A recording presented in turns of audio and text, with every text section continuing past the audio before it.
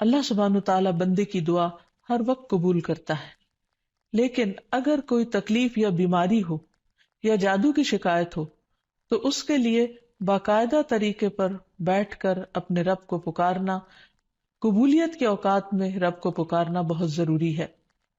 کیونکہ جتنی بڑی مشکل ہوتی ہے اس سے نجات کے لیے اتنی ہی بڑی ایفرٹ بھی لگانی پڑتی ہے۔ اس لیے ضروری ہے کہ اللہ تعالیٰ سے بہت اچھی طرح دعا کی جائے، گڑ گڑا کر، اور اس سے پہلے اللہ تعالیٰ کی حمد و ثنا اور تعریف کے کلمات کہنا نہ بھولیے۔ سبحان اللہ والحمد للہ ولا الہ الا اللہ واللہ اکبر ولا حول ولا قوة الا باللہ۔ سبحان اللہ، پاک ہے اللہ، اللہ ہی کی تسبیح ہے، والحمد للہ، اب سب تعریف اللہ کے لیے ہے، ولا الہ الا اللہ، اور نہیں کوئی الہ مگر اللہ، واللہ اکبر، اور اللہ سب سے بڑا ہے، ولا حول ولا قوة الا باللہ، اور کسی قسم کی نیکی کرنے کی طاقت اور گناہ سے بچنے کی طاقت نہیں انسان کے پاس مگر اللہ ہی کی مدد سے۔ اسی طرح کسی بھی تکلیف اور کسی بھی بیماری سے نجات صرف اللہ سبحانہ وتعالی کی مدد سے ہی ہو سکتی ہے۔ تو جہاں تک جادو کا تعلق ہے تو اس سلسلے میں یاد رکھیے کہ جادو کے بہرحال اپنے اثرات ہوتے ہیں مگر بإذن اللہ، اور اس سلسلے میں ہمیں یہ بھی یاد رہے کہ جادو کے اثرات نبی صلی اللہ علیہ وسلم پر بھی ہوئے تھے۔ حضرت عائشہ فرماتی ہے کہ نبی صلی اللہ علیہ وسلم پر جادو کیا گیا اور اس کا اثر یہ ہوا تھا کہ آپ خیال فرماتے کہ کوئی کام آپ کر چکے ہیں حالانکہ وہ کام ابھی آپ نے نہ کیا ہوتا، لیکن اس جادو کا کوئی تعلق نبی صلی اللہ علیہ وسلم کے فرائض منصبی سے نہیں تھا، یعنی آپ کے اوپر باقاعدہ وحی آتی تھی، آپ لوگوں کو تعلیم دیتے تھے، آپ کی جتنی بھی ذمہ داریاں ہیں ان کو بہت آسان طریقے سے پورا کر رہے تھے۔ ہاں، بعض اوقات عام روزمرہ کے کاموں میں کچھ خلل واقع ہو جاتا۔ اسی طرح حضرت عائشہ رضی اللہ تعالی عنہا پر بھی جادو کیا گیا۔ اس سلسلے میں عمرہ جو ان کی شاگرد ہیں وہ کہتی ہیں کہ ایک مرتبہ حضرت عائشہ بیمار ہو گئی اور ان کی بیماری کا دورانیہ بہت لمبا ہو گیا، یعنی وہ ٹھیک نہیں ہو رہی تھی۔ اسی دوران مدینہ منورہ میں ایک طبیب آیا، یعنی علاج معالجہ کرنے والا، تو حضرت عائشہ کے بھتیجے ان کے پاس گئے اور انہوں نے حضرت عائشہ کا نام لیے بغیر ان کی ساری علامات بتائیں کہ وہ کس قسم کی تکلیف میں مبتلا ہیں، اور ان سے پوچھا کہ یہ کس قسم کی بیماری ہے۔ تو اس طبیب نے کہا کہ جس عورت کے بارے میں یہ علامات بتائی جا رہی ہیں ان پر کسی نے جادو کیا ہے۔ بہرحال تحقیق کرنے پر پتہ چلا کہ حضرت عائشہ کی ایک باندی تھی جس کے ساتھ انہوں نے یہ وعدہ کیا تھا کہ وہ ان کی وفات کے بعد آزاد ہوں گی، تو اس باندی نے آپ پر جادو کر دیا تاکہ حضرت عائشہ کی وفات جلد ہو جائے اور وہ آزاد ہو سکیں۔ بہرحال اس کے بعد حضرت عائشہ نے اس کو عربوں کے ایک مضبوط قبیلے کے ہاتھوں بیچ دیا اور اس کی قیمت کے بدلے ایک اور غلام کو آزاد کر دیا۔ تو اس واقعے سے بھی پتہ چلتا ہے کہ بہرحال جادو برحق ہے، یعنی جادو ایک اثر رکھتا ہے۔ برحق ہونے کا مطلب یہ نہیں کہ اس کا کرنا درست ہے، ہرگز نہیں، بلکہ جادو تو کفر ہے، جادو تو کبیرہ گناہوں میں سے ایک گناہ ہے، لیکن لوگ بہت سے اور کبیرہ گناہوں کی طرح اس گناہ کا بھی ارتکاب کرتے چلے جاتے ہیں۔ تو اس لیے اس بارے میں معلوم ہونا چاہیے انسان کو کہ یہ کس قسم کی بیماری ہے، کس قسم کی تکلیف ہے، اور اس کے مقاصد کیا ہیں اور اس کا علاج کیا ہے۔ سب سے پہلی بات تو یہ ہے کہ جادو عموماً دشمنی یا حسد کی وجہ سے کیا جاتا ہے، یا کسی سے کوئی انتقام لینے کے لیے، کوئی بدلہ لینے کے لیے، اور اس کا مقصد یہ ہوتا ہے کہ دوسرے کو تکلیف میں مبتلا کر دیا جائے۔ یہ بالکل ایسے ہی ہے جیسے لوگوں کو جسمانی طور پر تکلیف میں مبتلا کیا جاتا ہے کہ کسی کو کچھ مارا جائے ہاتھ سے یا کسی ڈنڈے سے تو جسم کو تکلیف ہوتی ہے، اسی طرح روح کو بھی تکلیف پہنچتی ہے، اور روح کی تکلیف کچھ الفاظ کے ذریعے ہوتی ہے۔ جیسے عام روزمرہ زندگی میں بھی جب کوئی ہماری تعریف کرتا ہے تو ہمیں اچھا لگتا ہے، اور جب کوئی ہمیں گالی گلوچ کرتا ہے تو ہمیں اس سے تکلیف پہنچتی ہے، اذیت پہنچتی ہے، چونکہ روح اور جسم آپس میں گندے ہوئے ہیں۔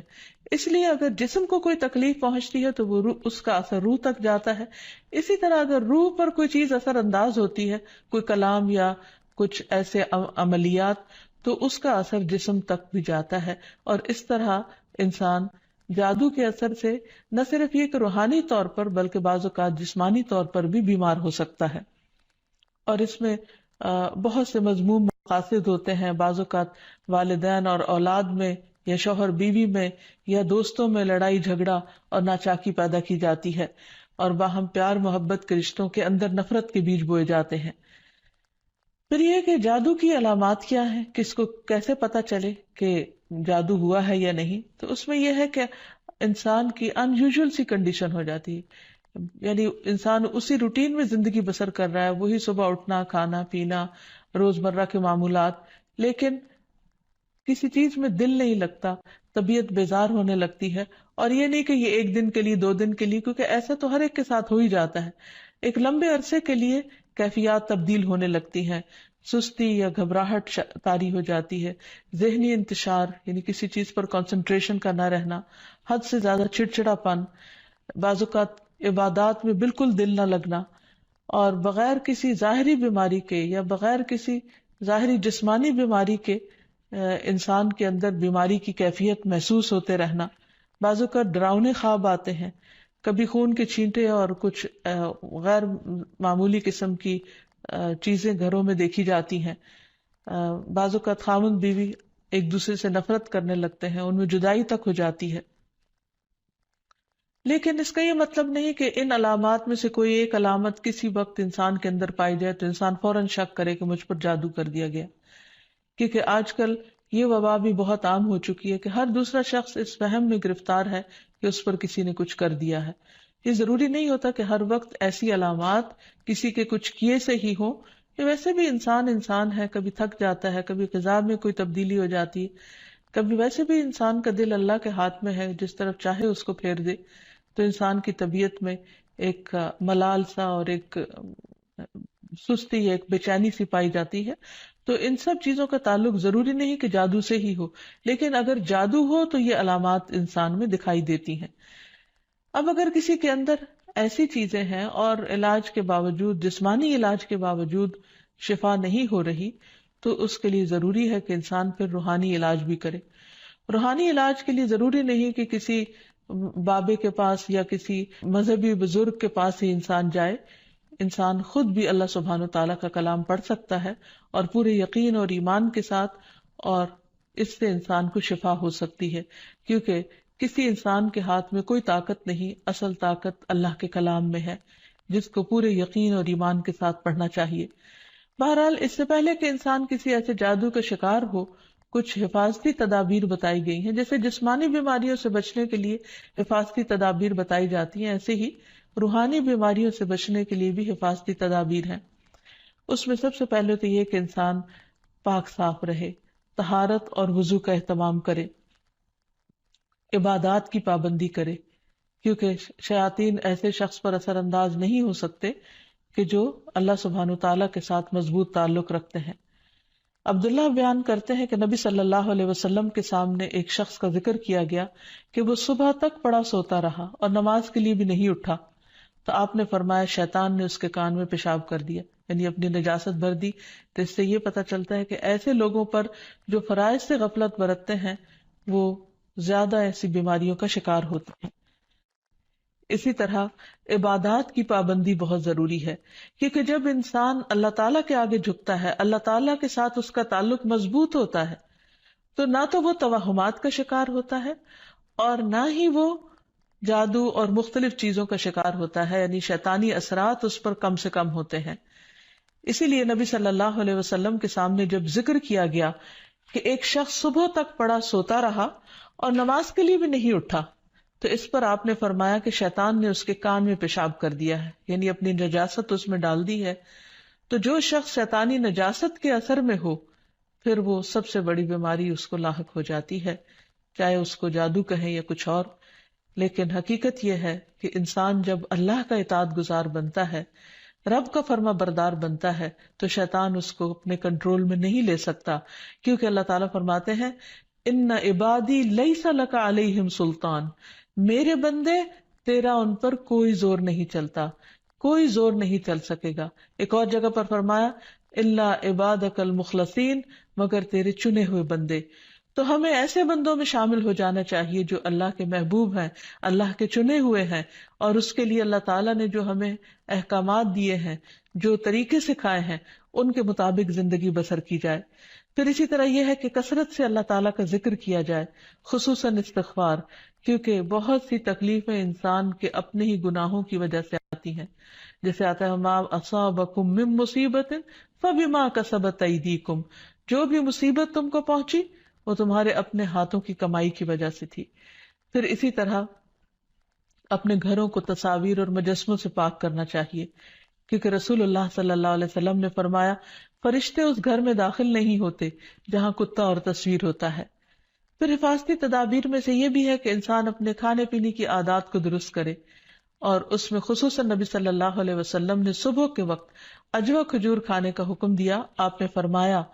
جو شخص صبح کے وقت 7 کھجوریں کھائے گا یعنی اجوا، اس روز جادو اور زہر سے بچا رہے گا، یعنی اس کے اندر اتنی امیونٹی پیدا ہو جاتی ہے کہ پھر برے اثرات، زہریلے اثرات اس کو نقصان نہیں دے سکتے۔ پھر اسی طرح مختلف مواقع پر مسنون اذکار کا اہتمام کرنا، مثلاً بیت الخلاء جاتے وقت نبی صلی اللہ علیہ وسلم نے سکھایا اللہم انی اعوذ بک من الخبث والخبائث، اے اللہ بے شک میں ناپاک جنوں اور جننیوں سے تیری پناہ چاہتا ہوں، کیونکہ جادو میں بھی عموماً جنات کو استعمال کیا جاتا ہے اور وہ گندی جگہوں پر رہنا پسند کرتے ہیں، اسی لیے جب کوئی بیت الخلاء جائے تو یہ دعا پڑھ لے تو انشاءاللہ اس سے ان کے شر سے محفوظ رہے گا۔ پھر اسی طرح آپ نے فرمایا جنوں کی آنکھوں اور بنی آدم کی شرم گاہوں کا پردہ یہ ہے کہ جب کوئی بیت الخلاء جائے تو بسم اللہ پڑھ لے تو کوئی بھی اس کو پھر دیکھ نہیں سکتا۔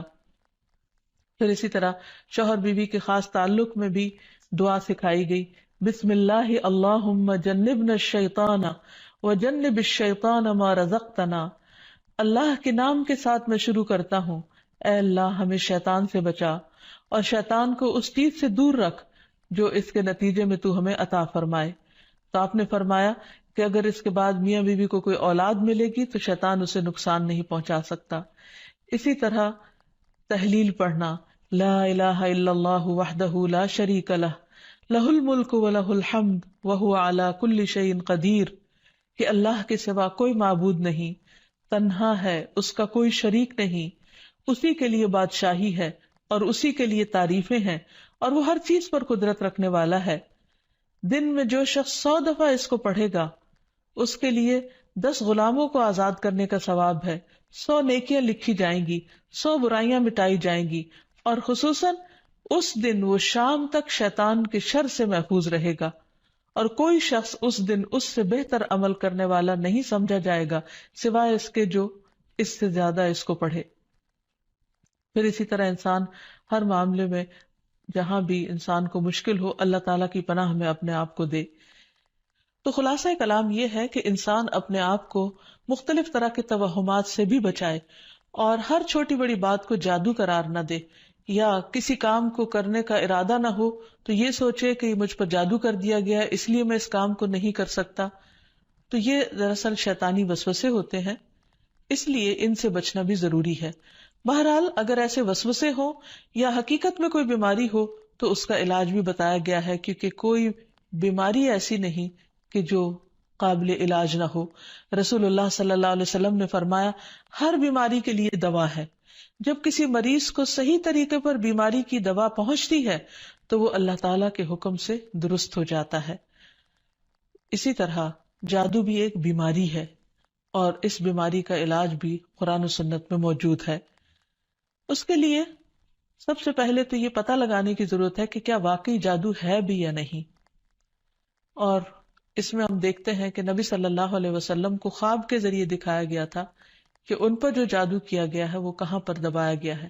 تو آپ نے اس کو نکلوایا تھا۔ لیکن ضروری نہیں کہ ہم میں سے ہر ایک کو یہ پتا چل سکے کہ جادو ہے کہاں، اول تو ہو سکتا ہو ہی نہ، صرف توہم ہی ہو، ایک خیال ہی ہو کسی کا، کیونکہ بعض چیزیں انسان جب بار بار سوچتا ہے تو وہ اس کو حقیقت معلوم ہونے لگتی ہے۔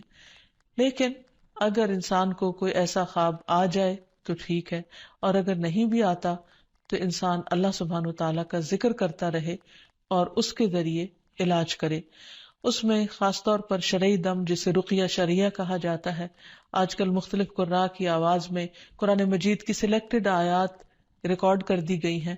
مریض اس کو بار بار سنتا رہے تو انشاءاللہ اس کا توڑ ہو جائے گا۔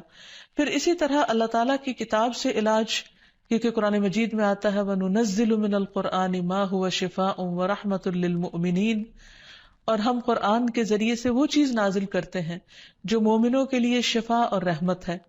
تو قرآن مجید میں جیسے سب سے پہلے سورۃ الفاتحہ پڑھنا، کیونکہ اس کے اندر اللہ تعالیٰ سے مدد مانگی جاتی ہے، ایاک نعبد و ایاک نستعین، صرف تیری ہم عبادت کرتے ہیں اور صرف تجھی سے ہم مدد چاہتے ہیں کہ یا اللہ تو ہماری اس بیماری اور تکلیف کو دور فرما دے۔ پھر اسی طرح آیت الکرسی،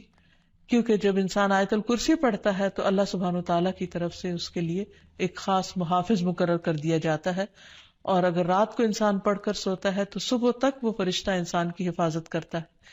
پھر اسی طرح سورۃ البقرہ کا پڑھنا، رسول اللہ صلی اللہ علیہ وسلم نے فرمایا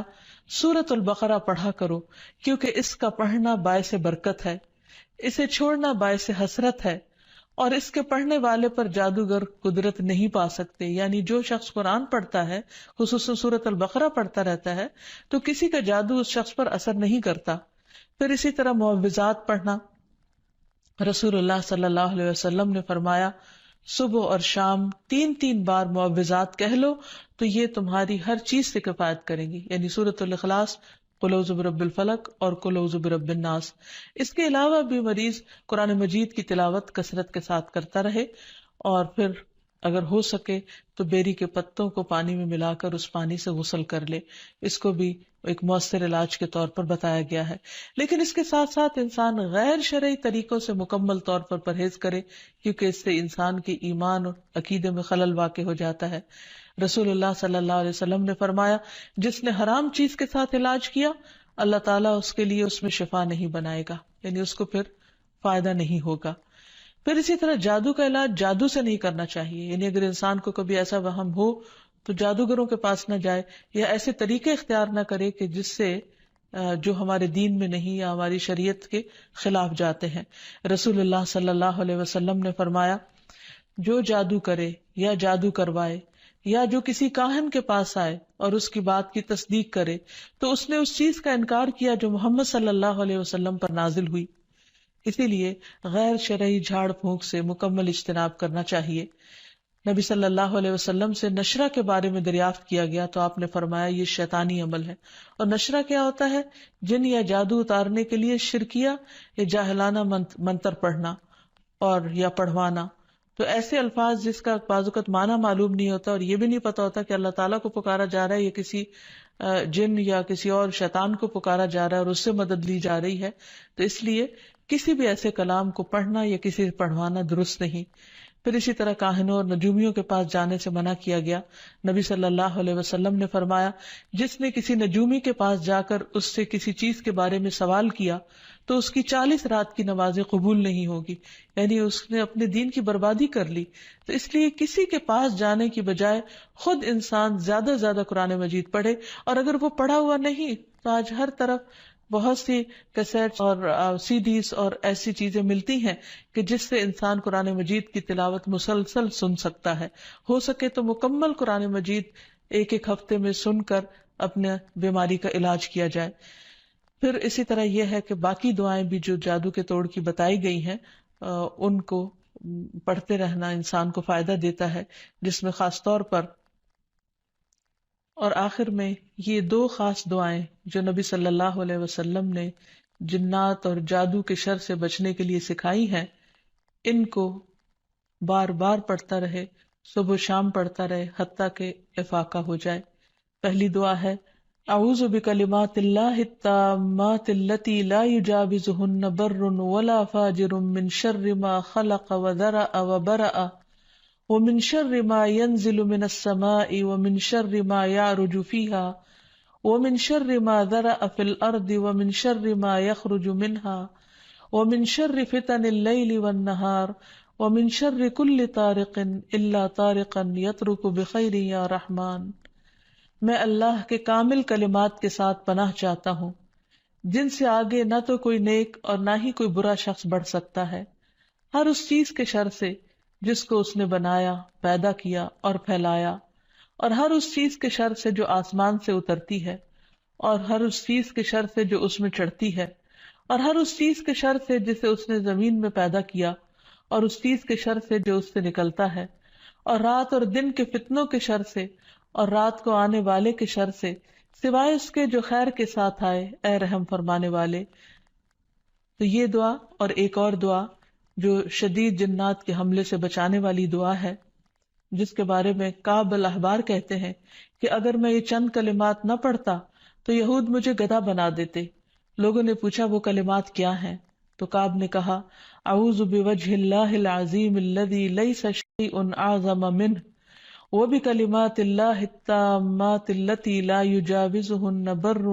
ولا فاجر وباسماء اللہ الحسنى كلها ما علمت منها وما لم اعلم من شر ما خلق وبرأ وذرأ۔ میں اللہ کے عظیم چہرے کی پناہ مانگتا ہوں جس سے عظیم کوئی اور چیز نہیں،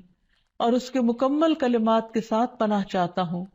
جن سے آگے نیک یا بد نہیں بڑھ سکتا، اور اس اللہ کے تمام اسماء حسنہ کے ساتھ پناہ چاہتا ہوں جن کو میں جانتا ہوں اور جن کو میں نہیں جانتا، ہر اس چیز کے شر سے جس کو اس نے بنایا، پیدا کیا اور پھیلایا۔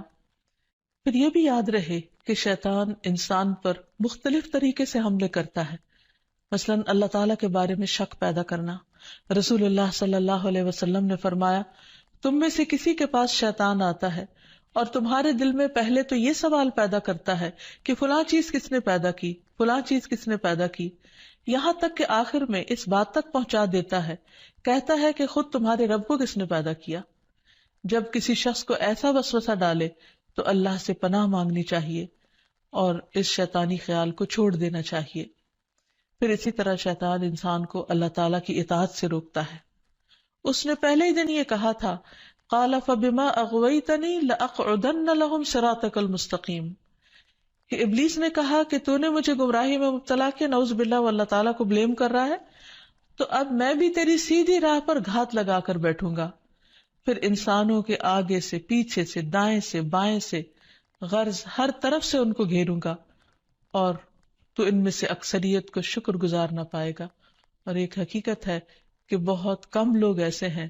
جو خود کو ملنے والی نعمتوں پر شکر گزار ہوں اور خوش ہوں۔ بہت سے لوگ تو بندوں سے اور اللہ تعالیٰ سے شکوہ ہی کرتے چلے جاتے ہیں، اور جو کچھ ملا ہے اس کو نہیں دیکھتے۔ پھر اسی طرح شیطان کے کاموں میں سے کام یہ ہے کہ وہ لوگوں کے دلوں میں فتنے پیدا کرتا ہے، لوگوں کے درمیان جھگڑے اور فساد پیدا کرتا ہے، خصوصاً میاں بیوی کے درمیان۔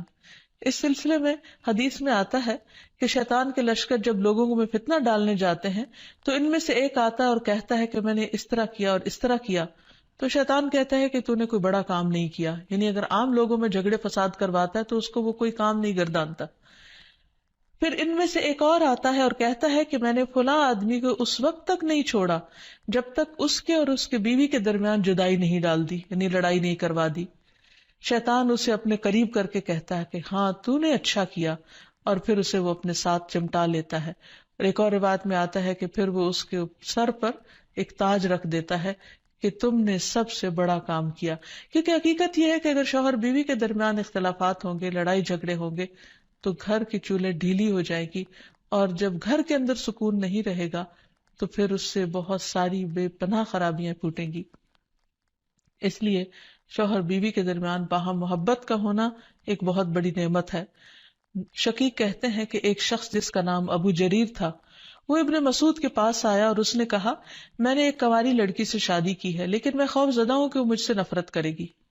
تو ابن مسعود نے فرمایا کہ الفت اللہ کی طرف سے ہوتی ہے اور بغض شیطان کی طرف سے۔ شیطان چاہتا ہے کہ تمہارے لیے اس چیز کو ناپسندیدہ کر کے دکھائے جو اللہ نے تمہارے لیے حلال کی، تاکہ انسان پھر حرام کی طرف مائل ہو۔ اسی طرح باہم بہن بھائیوں کے درمیان، دوستوں کے درمیان عداوت اور دشمنی پیدا کرتا ہے۔ قرآن مجید میں اللہ تعالیٰ فرماتے انما یرید الشیطان ان یوقع بینکم العداوۃ والبغضاء فی الخمر والمیسر، شیطان تو یہ چاہتا ہے کہ شراب اور جوئے کے ذریعے تمہارے درمیان دشمنی اور بغض ڈال دے، کیونکہ عموماً شراب کی محفلیں بھی دوستوں کے درمیان ہوتی ہیں اور جوئے بھی عموماً دوستی آپس میں کھیل رہے ہوتے ہیں۔ تو ان میں ایک دوسرے کے ساتھ پھر جو زیادتیاں ہوتی ہیں ناسمجھی کی وجہ سے یا شراب کے نشے کی وجہ سے، تو اس میں بعض اوقات مدتوں پرانے تعلقات ختم ہو کر رہ جاتے ہیں. تو یہ بھی شیطانی وار ہوتے ہیں. پھر شیطان کا ایک بہت بڑا ہتھیار جو ہر ایک پر چل جاتا ہے وہ ہے غصہ کرنا، کیونکہ غصہ شیطان کی طرف سے ہوتا ہے اور وہ انسانوں کو جلد مشتعل کروا دیتا ہے. پھر اسی طرح اللہ کا ذکر بھلوا دینا. قرآن مجید میں آتا ہے استحوذ علیہم الشیطان فانساہم ذکر اللہ اولئک حزب الشیطان الا ان حزب الشیطان هم الخاسرون. شیطان ان پر غالب آ گیا سو اس نے انہیں اللہ کی یاد بھلا دی، یہ لوگ شیطان کا گروہ ہیں، سن لو یقیناً شیطان کا گروہ ہی وہ لوگ ہیں جو خسارہ اٹھانے والے ہیں. پھر اسی طرح شیطان کا ایک بہت بڑا وار نماز میں وسوسے ڈالنا ہے. اکثر لوگ نماز کے اندر بھول جاتے ہیں اور نماز کے وسوسوں کی شکایت کرتے ہیں اور نماز میں خشوع و خضوع کو سب سے مشکل کام گردانتے ہیں. حقیقت یہ ہے کہ نماز میں خشوع و خضوع اور کنسنٹریشن انسان کو جنت الفردوس کا مستحق بناتا ہے، لیکن جب انسان کی نماز خشوع و خضوع سے خالی ہوتی ہے، یعنی اس میں کنسنٹریشن نہیں ہوتی، تو انسان کو یوں محسوس ہوتا ہے جیسے اس نے نماز پڑھی ہی نہ ہو. اور جب سب سے پہلا فریضہ ہی انسان کا ڈھیلا پڑ جاتا ہے یا صحیح طور پر ادا نہیں ہوتا، تو ایسی صورت میں انسان کے دل میں کبھی بھی پھر اطمینان اور سکون نہیں آتا. تو بہرحال رسول اللہ صلی اللہ علیہ وسلم نے فرمایا کہ جب نماز کے لیے اذان دی جاتی ہے تو شیطان ہوا خارج کرتا ہے اور بڑی تیزی کے ساتھ پیٹ موڑ کر بھاگتا ہے تاکہ اذان کی آواز نہ سن سکے، اور جب اذان ختم ہو جاتی ہے تو پھر واپس آ جاتا ہے. لیکن جو ہی تکبیر شروع ہوتی ہے پھر پیٹ موڑ کر بھاگ جاتا ہے. جب تکبیر بھی ختم ہو جاتی ہے تو شیطان دوبارہ آ جاتا ہے اور نمازی کے دل میں وسوسے ڈالتا ہے اور کہتا ہے فلاں بات یاد کرو، فلاں بات یاد کرو. ان باتوں کی شیطان یاد دہانی کراتا ہے جن کا اسے کبھی خیال نہ گزرا تھا. اس طرح انسان کو محو کرتا ہے ان خیالات میں، یہاں تک کہ انسان کو یہ بھی یاد نہیں رہتا کہ اس نے کتنی رکعتیں پڑھی تھی، یعنی اس کو رکعتوں کی تعداد تک بھول جاتی ہے. پھر نماز کے اندر ادھر ادھر اس کو بھٹکاتا رہتا ہے اور کبھی اس کی نگاہ ادھر ادھر اٹھ جاتی ہے، ذرا سے شور پر انسان کی توجہ نماز سے ہٹ جاتی ہے، اور بعض اوقات انسان پوری کی پوری نماز پڑھ جاتا ہے لیکن اس میں اللہ کی یاد نام کی کوئی چیز نہیں ہوتی، کیونکہ اللہ کی یاد سب سے پہلے انسان کے دل میں ہوتی، اور اگر دل میں ہی اللہ کی یاد نہیں تو زبان سے محض پڑھا ہوا یاد نہیں کہلا سکتا. پھر اسی طرح شیطان انسان سے برائی اور بے حیائی کے کام کرواتا ہے. قرآن مجید میں اللہ تعالیٰ فرماتے ہیں کہ انما یأمرکم بالسوء والفحشاء وان تقولوا علی اللہ ما لا تعلمون، کہ وہ تمہارا کھلا دشمن ہے، وہ تمہیں برائی اور بے حیائی کا حکم دے گا، نیز اس بات کا کہ تم اللہ کے ذمے ایسی باتیں لگا دو جن کا تمہیں خود علم نہیں، یعنی ایسی باتیں اللہ تعالیٰ کے بارے میں کہو جو لا علمی پر مبنی ہو. بہت سے لوگ اللہ کے بارے میں یا اللہ تعالیٰ کے احکامات کے بارے میں جھگڑتے ہیں بغیر یہ جانے کہ اللہ تعالیٰ نے کسی بات کا حکم کیوں دیا ہے. پھر اسی طرح شیطان کا ایک حربہ ہے انسان کا لباس اتروانا، کیونکہ جنت کا لباس اتروایا تھا آدم اور حوا سے شیطان نے ان کو بہکا کر، اور دنیا میں بھی وہ یہی چاہتا ہے کہ انسان بے حیائی اور فحاشی کی طرف مائل ہو. پھر اسی طرح انسان کے برے اعمال کو شیطان مزین کرتا ہے. جب انسان کو غلط کام کرتا ہے اور اس پر اس کو شرمندگی نہیں ہوتی، اس پر اس کو کوئی ریگریٹس نہیں ہوتے، تو یہ دراصل شیطان کا حربہ ہوتا ہے جو اس پر چل چکا ہوتا ہے. پھر اسی طرح انسان کو اذیت بھی پہنچاتا ہے، جیسے ایوب علیہ السلام کو جو بیماری تھی اس میں وہ کہتے ہیں کہ وَاذْكُرْ عَبْدَنَا أَيُّوبَ إِذْ نَادَى رَبَّهُ أَنِّي مَسَّنِيَ الشَّيْطَانُ بِنُصْبٍ وَعَذَابٍ، اور ہمارے بندے ایوب کا ذکر کیجئے جب انہوں نے اپنے پروردگار کو پکارا کہ شیطان نے مجھے سخت تکلیف اور عذاب میں ڈال دیا ہے. یعنی انسان جب بیمار ہوتا ہے تو اس وقت خصوصاً اس کو مایوس کرتا ہے، اللہ کی رحمت سے مایوس کرتا ہے، اور بعض اوقات اس کے دل میں ایسی باتیں ڈالتا ہے کہ جسمانی بیماری سے زیادہ انسان روحانی تکلیف میں مبتلا ہو جاتا ہے. اسی طرح بعض جسمانی بیماریاں بھی شیطان کی وجہ سے ہوتی ہیں. آپ صلی اللہ علیہ وسلم نے فرمایا طاعون تمہارے دشمن جنوں کی طرف سے ایک چوکا ہے اور وہ تمہارے لیے شہادت ہے، یعنی وہ آتا شیطان کی طرف سے ہے لیکن تمہارے حق میں فائدہ مند ہو جاتا ہے. اور شیطان کی یہ دشمنی انسان کے ساتھ، انسان کی پیدائش کے ساتھ ہی شروع ہو جاتی ہے، جیسا کہ ہم دیکھتے ہیں کہ نبی صلی اللہ علیہ وسلم نے فرمایا کہ جب بنی آدم پیدا ہوتا ہے تو پیدائش کے وقت شیطان اسے چھوتا ہے اور بچہ شیطان کے چھونے سے زور سے چیختا ہے، سوائے مریم اور ان کے بیٹے عیسیٰ علیہ السلام کے۔ اس کی وجہ مریم علیہ السلام کی والدہ کی دعا ہے کہ انی اعیذھا بک وذریتھا من الشیطان الرجیم، کہ میں اسے اور اس کی اولاد کو شیطان رجیم سے تیری پناہ میں دیتی ہوں۔ اور پھر شیطان تو اپنے کام کرتا ہے، لیکن انسان کو اس کے حملوں سے بچنے کی تدابیر اختیار کرنی چاہیے، جو قرآن و سنت میں ہمیں بہت اچھی طرح بتا دی گئی ہیں۔ سب سے پہلی بات تو یہ ہے کہ اللہ سبحانہ و تعالیٰ پر بھرپور ایمان اور توکل ہونا چاہیے، کیونکہ اللہ تعالیٰ کا وعدہ ہے کہ جو لوگ ایمان لائیں گے اور اپنے رب پر توکل کریں گے، شیطان ان کا کچھ بھی نہیں بگاڑ سکے گا۔ انما لیس لہ سلطان علی الذین آمنوا وعلی ربہم یتوکلون۔ پھر اسی طرح اللہ تعالیٰ کے لیے اخلاص برتنا، ہر کام صرف اللہ کے لیے کرنا، اپنے آپ کو شرک سے بچانا۔ تو جو شخص ایسا طریقہ اختیار کرے گا، شیطان کا اس پر بھی زور نہیں چلے گا۔ پھر ہر معاملے میں قرآن و سنت کی پیروی کرنا، پھر دن کا آغاز اور اختتام اللہ کے ذکر سے کرنا، اللہ کی یاد سے کرنا، اللہ کی فرما برداری کے کاموں سے کرنا۔ پھر اسی طرح کثرت سے سجدے کرنا، کیونکہ شیطان نے اللہ تعالیٰ کا حکم نہیں مانا تھا اور سجدے سے انکار کیا تھا، تو رسول اللہ صلی اللہ علیہ وسلم نے فرمایا، جب کوئی آدمی سجدہ والی آیت پڑھ کر سجدہ کر لے تو شیطان روتے ہوئے دور ہٹ جاتا ہے اور کہتا ہے افسوس مجھ پر۔ آدمی کو سجدے کا حکم ملا تو اس نے سجدہ کر لیا، اس کے لیے جنت ہے، اور مجھے بھی سجدے کا حکم ملا لیکن میں نے انکار کر دیا اور میرے لیے جہنم ہے۔ تو اس لیے شیطان کی مخالفت اگر انسان کرنا چاہے تو اس کے لیے سجدوں کی کثرت کر دے، اور خصوصاً فرض نماز کی پابندی کرے، تو انشاءاللہ شیطان کا زور نہیں چلے گا۔ پھر اسی طرح گھر کو شیطانی چیزوں سے پاک کرنا، پھر فضول خرچی سے بچنا، کیونکہ فضول خرچ شیطان کے بھائی ہوتے ہیں، نگاہوں کی حفاظت کرنا، کیونکہ نبی صلی اللہ علیہ وسلم نے فرمایا کہ وہ ابلیس کے تیروں میں سے ایک تیر ہے۔ پھر اسی طرح اکٹھے رہنا، مسلمانوں کی جماعت کے ساتھ جڑے رہنا۔ رسول اللہ صلی اللہ علیہ وسلم نے فرمایا کہ جماعت پر اللہ کا ہاتھ ہے اور شیطان اس کے ساتھ ہے جو جماعت سے علیحدہ ہو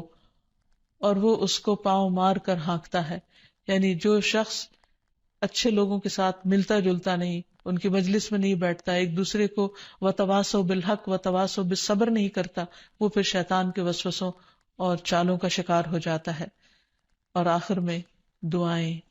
اللہ سبحانہ و تعالیٰ نے ہمیں قرآن مجید میں بھی دعائیں سکھائی ہیں، اور نبی صلی اللہ علیہ وسلم نے بھی۔ اس میں سے پہلی دعا ہے رب اعوذ بک من ہمزات الشیاطین واعوذ بک رب ان یحضرون، اے میرے رب میں شیطان کی اکساہٹوں سے تیری پناہ مانگتا ہوں، اور اس بات سے بھی تیری پناہ مانگتا ہوں کہ وہ میرے پاس آئیں۔ پھر تعوذ پڑھنا، یعنی اعوذ باللہ من الشیطان الرجیم من ہمزہ ونفخہ ونفثہ، میں اللہ کی پناہ چاہتا ہوں شیطان مردود سے، کہ مجھ پر کوئی جنون کا اثر ڈالے یا مجھے تکبر پر آمادہ کرے یا شعر و شاعری کی طرف لائے، یعنی جو غلط قسم کی ہے۔ پھر قرآن مجید پڑھنے سے پہلے اعوذ باللہ من الشیطان الرجیم پڑھنا۔ پھر اسی طرح برا خواب دیکھنے پر تعوذ پڑھنا۔ رسول اللہ صلی اللہ علیہ وسلم نے فرمایا نیک خواب اللہ کی طرف سے اور برے خواب شیطان کی طرف سے ہوتے ہیں، پس جو ایسا خواب دیکھے جس میں کوئی ناگوار چیز ہو تو بائیں طرف تھوک دے اور شیطان سے اللہ کی پناہ مانگے، ایسا کرنے سے وہ خواب اس کو کوئی نقصان نہیں دے گا اور کسی کو یہ خواب نہ بتایا جائے۔ پھر اسی طرح صبح و شام کی دعائیں پڑھے، جس میں خصوصی طور پر شیطان کے شر اور شرک سے بچنے کی دعا ہے۔ اللہم فاطر السماوات والارض عالم الغیب والشہادہ رب کل شیء وملیکہ اشہد ان لا الہ الا انت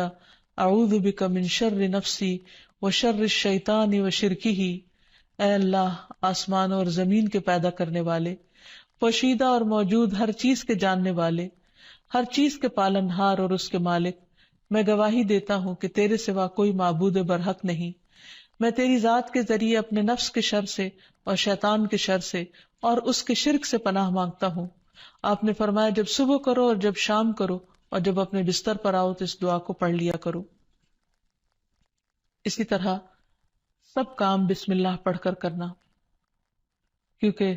انسان جب بسم اللہ پڑھتا ہے تو اللہ کا نام لیتے ہی شیطان دور بھاگ جاتا ہے. مثلاً گھر سے نکلتے وقت بسم اللہ توکلت علی اللہ، سواری پر بیٹھتے ہوئے بسم اللہ پڑھنا. پھر اسی طرح آیت الکرسی پڑھنے سے شیطان سے حفاظت رہتی ہے. پھر صبح و شام کے اذکار میں لا الہ الا اللہ وحدہ لا شریک لہ لہ الملک ولہ الحمد وہو علی کل شیء قدیر. یہ 100 بار پڑھنا، اگر 100 بار نہیں تو کم از کم 10 بار انسان ضرور پڑھ لے. پھر اسی طرح لا الہ الا اللہ وحدہ لا شریک لہ لہ الملک ولہ الحمد یحیی و یمیت وہو علی کل شیء قدیر. جو شخص مغرب کے بعد 10 بار پڑھے گا، اللہ تعالیٰ اس کی حفاظت کے لیے اسلحہ بردار فرشتے مقرر کر دیں گے جو اس کی صبح تک شیطان سے حفاظت کریں گے. تو اس لیے ہمیں بھی ان اذکار اور دعاؤں کا اہتمام کرنا چاہیے. اگر زبانی یاد نہ ہو تو دیکھ کر بھی پڑھے جا سکتے ہیں، لیکن حقیقت یہ ہے